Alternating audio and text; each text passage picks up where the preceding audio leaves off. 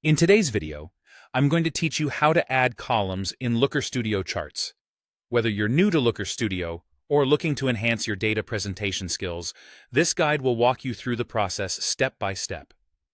To get started, open your preferred web browser and type Looker Studio into the search bar. Hit Enter, and you'll find the official Looker Studio website. Click on it, and then proceed to log in using your account credentials. If you don't have an account, take a moment to sign up. It's quick and straightforward, and then you'll be ready to follow along. Once you've logged in, you'll be taken to your Looker Studio dashboard. Here, navigate to the report canvas and select the specific chart you want to work on. Now, focusing your attention on the right-hand side, you'll see the Data panel.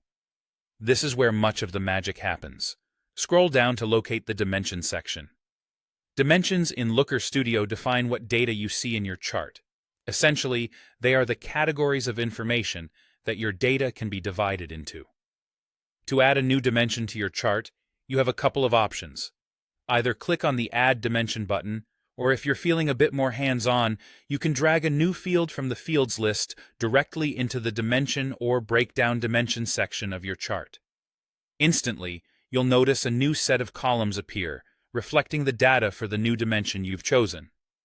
Now, let's switch our focus to metrics. Metrics are the numbers that measure dimensions. Think of them as the data points that answer questions like how many or how much. Once again, select your chart and stay within the Data panel. Scroll a bit further this time until you find the Metrics section.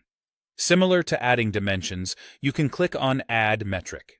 Alternatively, drag a new metric from the available fields list directly into the Metrics section.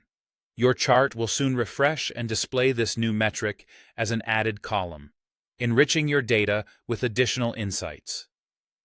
For those of you who want to dive even deeper, here's a bonus tip. You can combine both dimensions and metrics to create multiple columns within your chart. Imagine you want to compare sales figures across different regions and track them over time. By adding both a geographical dimension and a temporal metric, you can bring that comparison to life, all within a single, well-organized view. There you have it.